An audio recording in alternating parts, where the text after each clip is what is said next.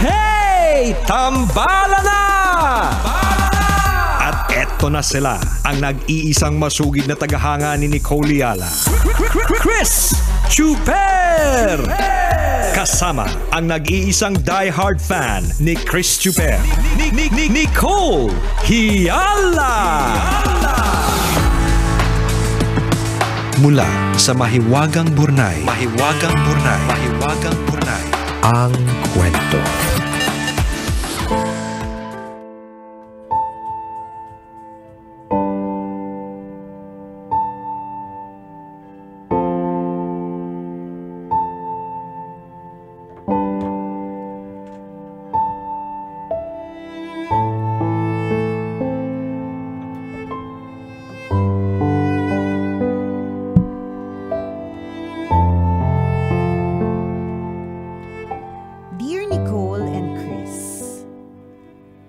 Itago nyo na lang ako sa pangalang Pinocchio.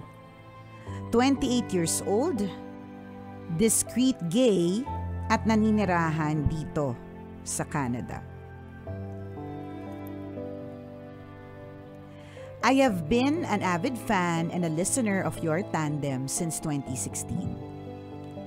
Kahit saang bansa ako mapadpad, palagi ko kayong kasama.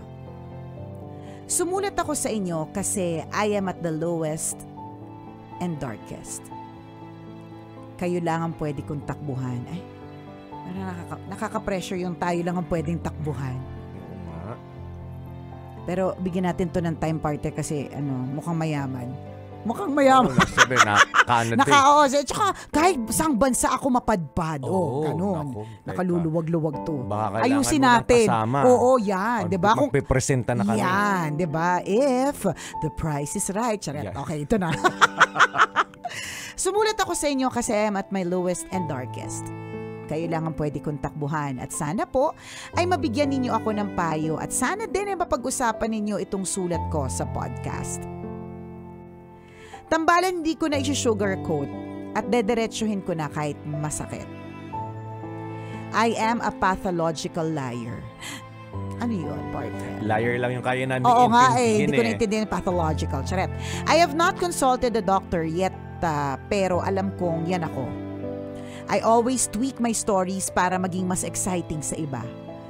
Minsan, iniiba ko para mas magustuhan ako ng kausap ko o para bumilib yung mga nakapaligid sa akin. Bakit parang tambalan to? Bakit parang tambalan to? Oo, ang sakit naman. Parang liars pala, pathological liars pala. Ang tawag doon, akala ko nagpapasikat lang kami ng kwento. Akala namin bida-bida lang, no? Hindi pala. Bakit ganun? Ba't mas masakit yung words mo? Oo, correct. Ayun na nga, I always tweak my stories para maging mas exciting sa iba. Minsan, iniiba ko para mas magustuhan ako ng kausap ko or para bumilib yung mga nakapaligid sa akin. I make up stories para may mapag-usapan. It feels so natural. Bigla na lang nabubuo sa utak ko yung mga kwento tapos nasasabi ko na. Umabot na ako sa point na kahit ako, hindi ko na alam kung ano yung totoo sa hindi. Dahil dito, nawawalan ako ng kaibigan. Nawawalan ako ng trabaho. Iniiwan ako ng karelasyon ko. Sinusubukan ko namang magpakatotoo tuwing may kausap ako pero hindi ko namamalayan, nagsisinungaling na pala ako. Dati nga may namita kong random guy. Ang kwento ko sa kanya, na-rape ako sa Japan kaya ako naging gay kahit hindi naman. Detalyado yung kwento ko. Kapani-paniwala talaga. Grabe yung sympathy niya sa akin pero dahil ang dami ko nang pinagsasabi nga kasinungalingan sa kanya, nilayuan ko na siya bago pa ako mabuko. Tambalan, ayoko nang magsinungaling. I do not want to live a lie anymore. Ano ang gagawin ko para matigil na ang kahibangan ko? Salamat sa inyong payo. Ang inyong tambalanista, Pinocchio.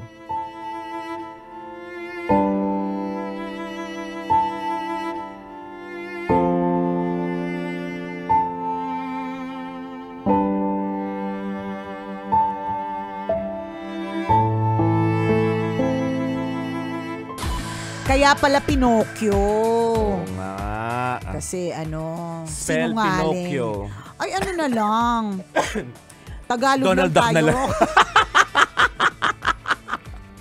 Oo, Pluto na lang, si Pluto. Pluto. Yan, yung Yan, madadali yan. lang, ganyan. Okay.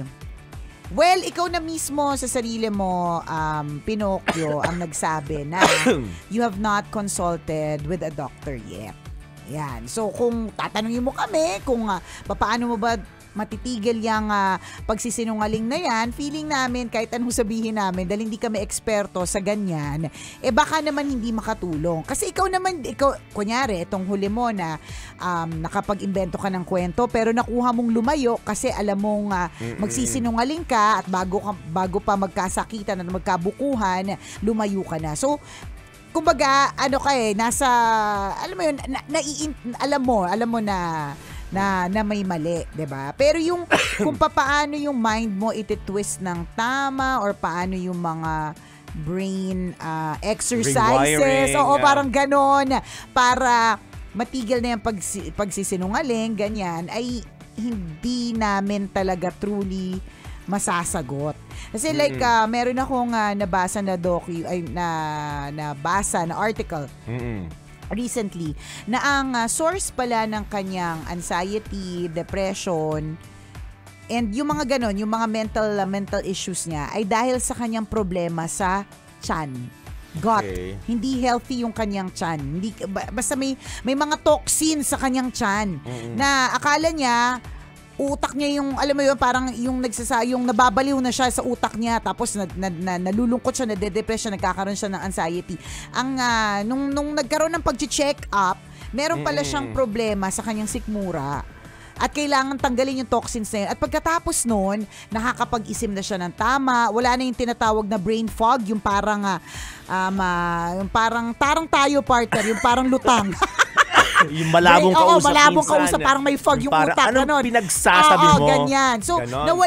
nawala ng dahil doon, 'di ba? Although, yung article na yon was connected to a particular drug para sa sikmura. Pero, ang point nun, ang nakita ko lang na punto doon was, hindi lang yun doon sa advertising nun kundi, ang nakita kong punto doon, baka naman, 'di ba minsan may ganun kaya pala tayo nakaka-feel ng ganito o kaya pala tayo nagsisinungaling ng ganyan. Kasi meron pa ibang parte ng katawan natin na kailangan palang ayusin. Parang ganun. So, bilang hindi kami eksperto, ang masasabi namin, baka dahil may kalyo ka sa paa, may ganong effect sa'yo. Hindi namin Yung alam. pala yung cause. Correct kasi hindi naman Kalyo kami sa doktor. Hindi bale. Siyempre, kalyo sa paa yung maiisip ko, partner. Kung may ubo ka, ganyan.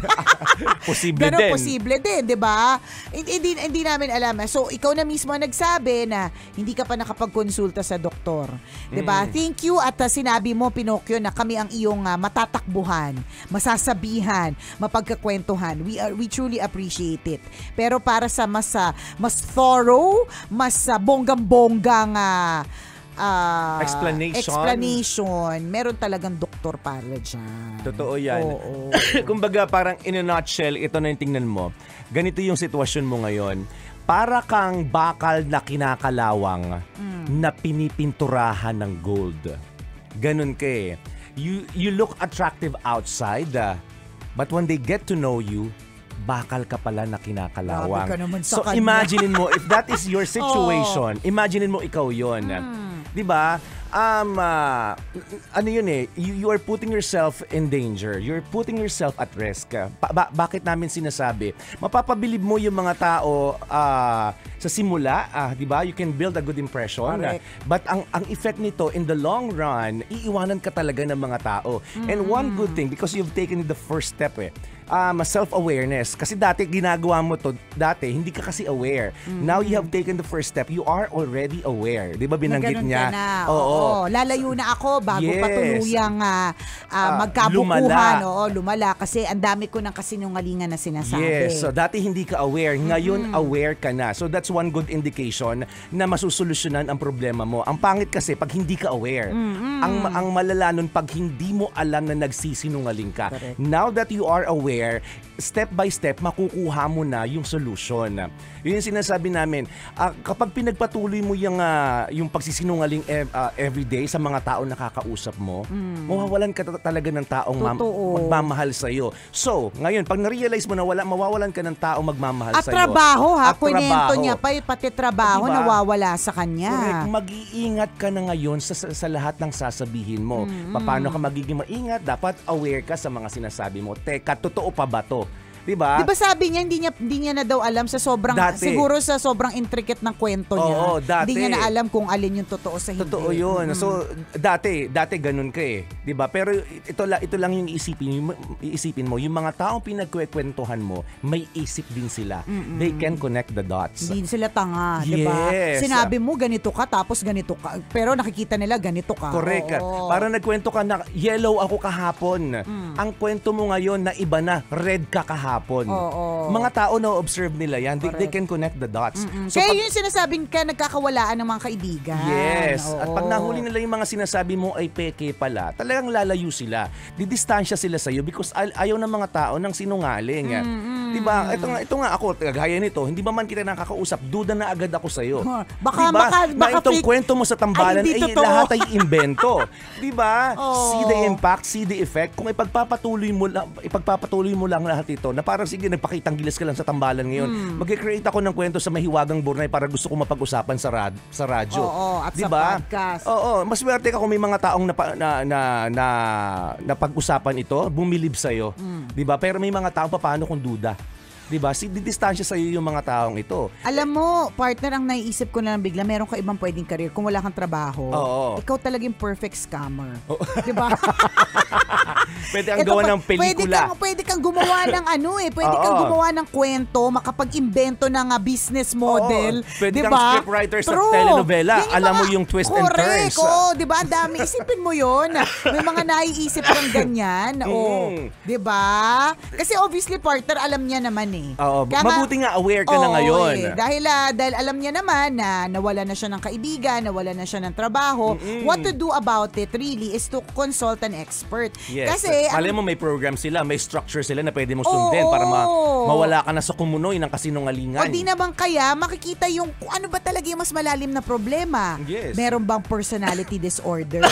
So dun sa personality disorder, ano bang gagawin? Yes. 'Di ba? Merong psychological issue na basta may mga past ka ba na kailangang ungkatin ulit at kailangang gumaling, 'di ba? Mga sugat ng nakaraan na. Totoo. 'Di ba may mga ganun na kaya ka ganyan ay dahil sa sugat ng iyong nakaraan, mga ganun. Correct. Kaya expert po yung kailangan mo tungkol diyan. Expert lang din, alam mo tulad mo, Pinocchio, kaya siguro Ganun din connected. kami. Ganun din kami. Pero yung sa amin, it's a career. Ibig sabihin, we are storytellers. So kunyari, meron kaming ikinikwento na nangyari sa amin. Totoo naman yung kinikwento. Nilalagyan namin ng kulay. Yes, flavor. Oo, nilalagyan namin ng flavor. Sinaspice up namin siya. Ganun. Pero kasi, yun ay kwento. Yun ay kwento na ikinikwento on air. Iba yung Saka, tunay na din naman buhay. yun, may basehan din naman pag tayo Ay, oo naman. nagkikwento. Kasi parte mahirap diba sabi naman. nga natin, kwento ng kapitbahay, Yan, kwento diba? ng kaibigan, Correct. kwento ng kasama sa trabaho. Hindi, tsaka ang hirap panindigan ng kasinungalingan, diba? Yes, mabubuko ka din in the long run. Oo, kasi hindi ka consistent. Oo, Yes. ganun na. So, yun yung kailangan mong gawin. Talagang wag mo nang patagalin pa, konsulta na sa doktor. Yes. Yan, It will take a while, no? Wag kang mag-expect ng immediate result. Lahat naman because progress takes time. Lagi mong isipin niya na At least dahan-dahanin mo. At least nag-first step na. Yes. Aware na.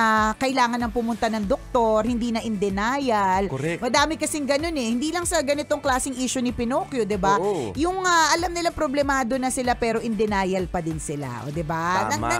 Nangyayari talaga yung sasabihin nila. Nakapag-move on ako pero talaga namang hindi, Oo, di ba? mamayat maya, iyak naman ang iyak. Correct. Sumbong pa rin ang sumbong. True, caption ng caption, di ba? Oo. Ng mga patama quotes, di ba? Pero naka-move on Pero na daw. naka-move on na daw, di ba? Yung bang mga ganon, ang maganda dito, aware ka na, hindi Tanggap ka mo na correct, na sinungaling ka. sa true, di ba? So gagawa na tayo ng paraan. yan. Very good ka dyan sa part na yan. So, wag mong isipin that it's the end of it all.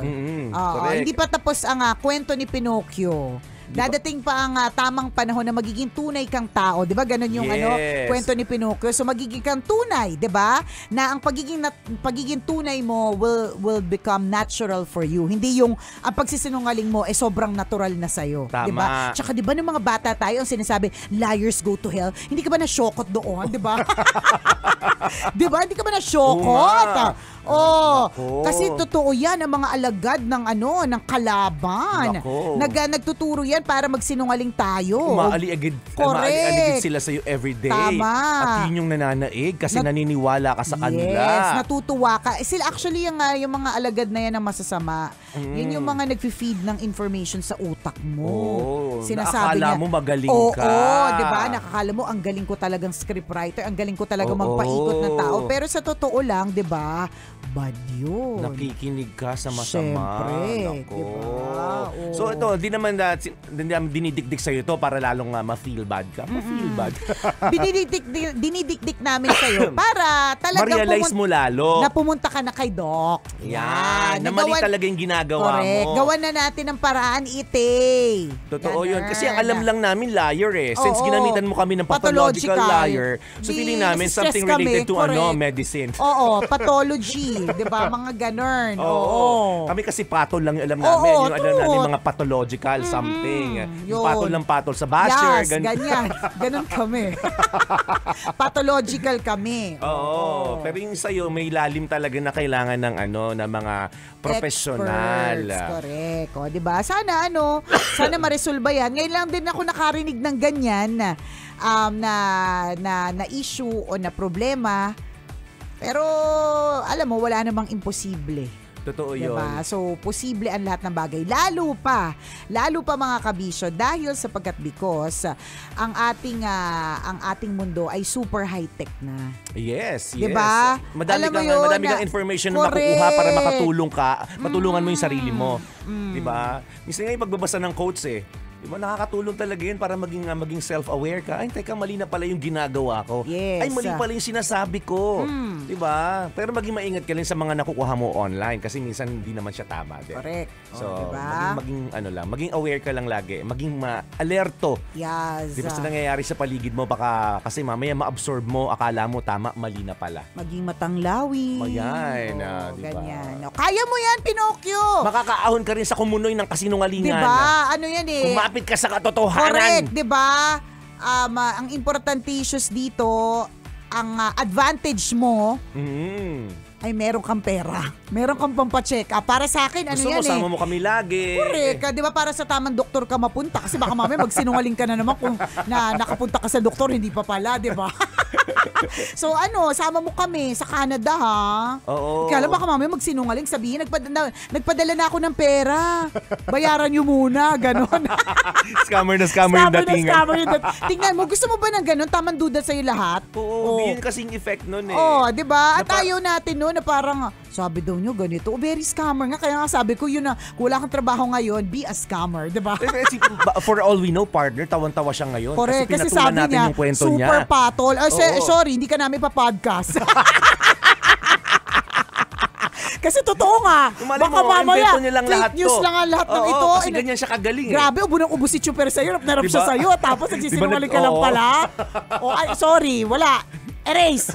Dito kasali sa podcast. Tingnan mo. Yung bilib na bilib tayo na nakakarating sa iba't ibang bansa? Diba? Yung pala hindi. Tapos tawan-tawa lang siya sa atin ngayon. Correct.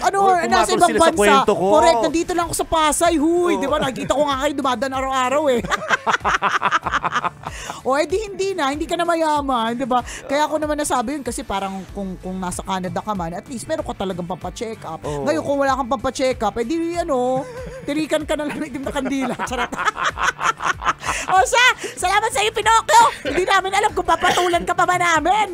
Sana manalig ka sa katotohanan, doon ka pumanig. Kapit lang. Okay, Docs? Muli ako po si Nicole Yala. At ako naman si Cambio King Chris Chuper. Na nagpapaalala, walang matatag na relasyon sa malanding na determinasyon. Yun!